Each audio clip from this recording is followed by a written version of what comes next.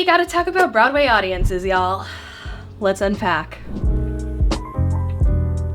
Hi friends, if you're new here, my name is Katharine Quinn. I am a 30-something living in New York City and working on Broadway. Last year I worked on Shucked and How to Dance in Ohio. This year I am working on The Great Gatsby, The Roommate, other shows TBD. As always, the YouTube fam is the first to find out. And today we are going to talk about a decline in audience etiquette. I think it's very tricky to talk about this because, frankly, Broadway audiences have been historically a bit gatekeepy, white, older, affluent, and not everyone grows up going to the theater. So as we discuss this, I would love to keep in mind that not everyone even knows what the correct etiquette is. So I think that some people who may have some disruptive audience behavior maybe have never been to a Broadway show before. Some people who have disruptive audience behavior know better and feel entitled to behave however they want. And some people think that they're being way more sly than they actually are.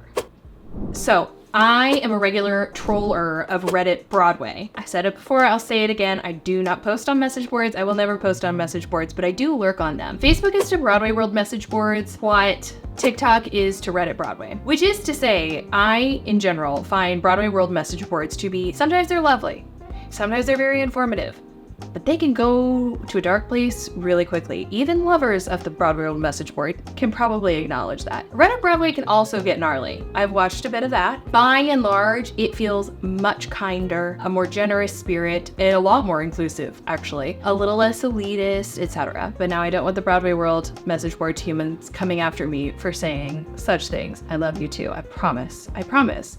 Where it all began. As I lurk on these boards, but especially Reddit Broadway, the number of humans that I have seen complaining about audience behavior, if you're on there, there's a thread once a week talking about disruptive audience behavior. Whether it is people singing full volume when it's not an appropriate time to do so, or people very blatantly bootlegging during the show in Limpika. So in addition to complaints that I've seen on Reddit threads, there have also been articles, I'll throw them up here, about audience behavior. Increasingly, I'll throw some examples up here, tweets from actors or Instagram posts from actors or Instagram stories from actors of like, we see you. I have the great pleasure of working on multiple Broadway shows and I'm pals with Broadway actors. They can see you on your phone. They can see you texting somebody. They can see you filming. They can see you. Don't do it. Don't do it. It's really rude. Let them do the thing that you paid for them to do. Just be in the theater. If you have a medical emergency, fine. Otherwise, be in the theater. Many folks are arriving late to shows. What can you do? That happens. I don't really get so mad at that. Early departures, on the other hand,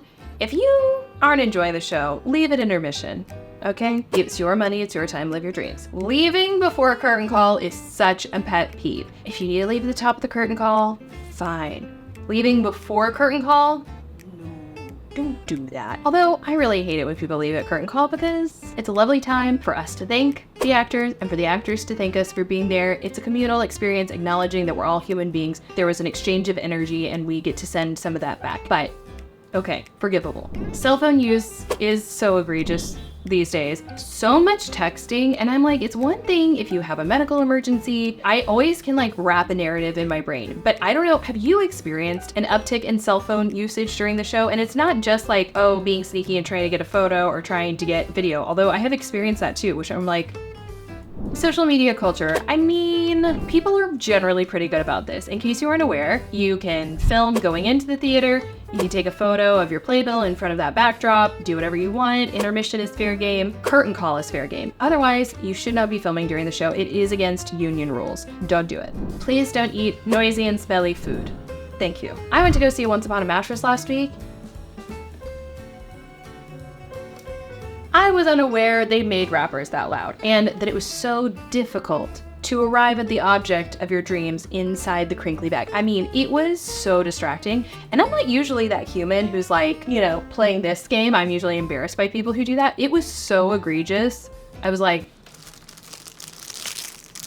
really? It was crazy. Let's unpack why the heck is this happening? I think one thing that I hit on already a little bit is we are having younger audiences and newer audiences, and I think that's amazing. And again, I don't really think anyone's being nefarious. I don't think anyone's being evil. No one's like, ha ha ha, I'm going to Broadway and I'm gonna make some noise in a bad way. I think they're just like, they don't understand how distracting it is, or they're not, I don't know. I wonder if, because ticket prices are so exorbitant on Broadway, our average ticket price right now is about $160, people feel entitled to be a certain way, and it's Worth noting, I've talked about this a lot, video up here, how the Broadway experience is not keeping up with 2024. And I wonder if it's like, well, our concessions are shitty. I'm sitting in a miserable seat. Yes, I'm watching the show, but like, I'm gonna behave at this show the way that I want to. I don't know.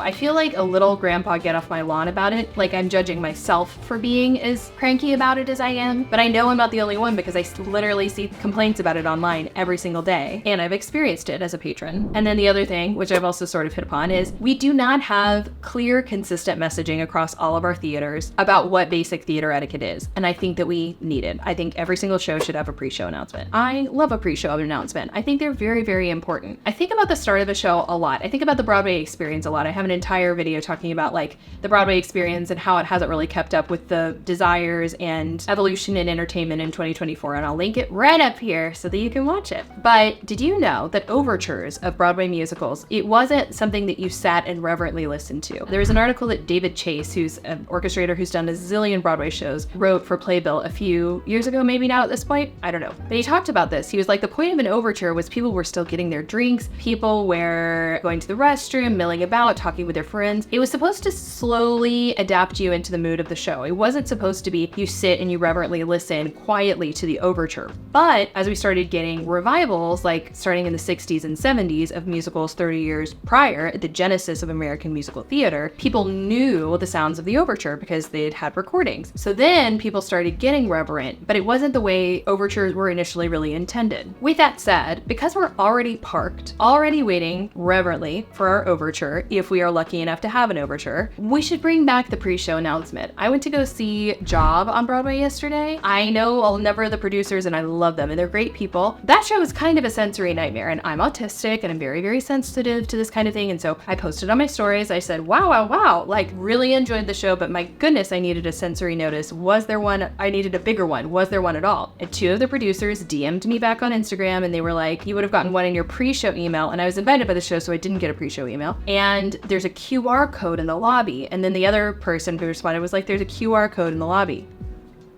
First of all, I hardly even noticed the title boards in the house, but it got me thinking just like about how we bring people into a theater. It would have been easy, I think, to have a pre-show announcement that said, welcome to the Helen Hayes Theater for this afternoon's production of Job. Please silence your cell phones, make sure you turn them off, put them in airplane mode, you don't want to be that person. Also, please note there are visual lights, LED screens because technology, or you could do it in a funny way or something. It doesn't need to be aggressive and scare us. It also doesn't need to take away from the effect, but it's very aggressive in the show. And the producers probably could argue that if I have sensory needs, then I should seek out a trigger warning. But I assume that if a trigger warning isn't blatantly obvious to me, that it can't be that bad. I miss the Mamma Mia pre-show announcement that's like, warning, bell bottoms, strobe lights, disco balls, and like groovy tunes. It's funny. It gets you in the world of the show and also warns you about what is about to happen to your senses. And I understand that part of it is like the surprise, but I still think that there's a way to like give a gentle heads up. We'll be enough into the play that we've forgotten anyway.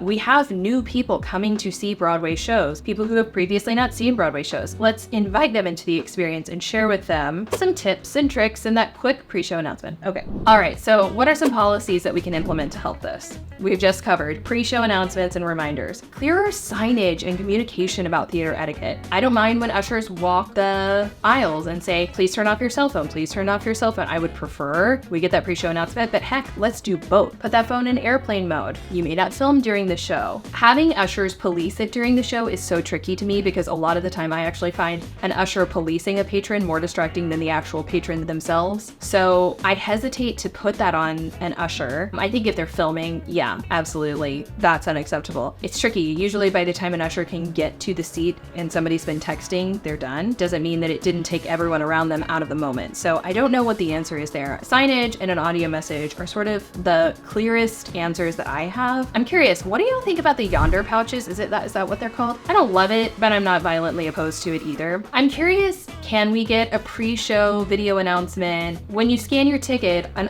message autoplays from an actor that tells you like, welcome to the theater, and you're excited to see the actor and you stick around for the message. I mean, can there be videos inside the pre-show email? No one reads the pre-show email. So I feel like yes, audio, that they are sitting and listening to. Yes, very clear signage in the lobby, and also something that incentivizes them, like in the email or something, to listen. I don't know. I would really love to know what you think, because I still feel like my ideas are like solid and definitely gonna help, but they're not the most innovative in the world. Maybe they don't need to be. I wanna know what you think, so please share your comments below. Have you experienced this behavior? Do you have any ideas for a remedy? As always, thank you so much for watching this video. I'm not trying to be some like font of information. I mean, I try to be informative and share that all with you and all that jazz, but like, I really wanna start a conversation. I like starting conversations, so I'm hopeful that you all have some ideas and we can start a better conversation about how to remedy this issue, because I am experiencing it more and more and seeing it more and more. As always, if you enjoyed this video, if you would like, comment, and or subscribe, it would mean so much to me as a new YouTube creator. I invite you to follow me on Instagram and TikTok @it's Katharine Quinn. Thank you so much for being here. Turn your cell phones off in theater, and I'll see you in the comment section.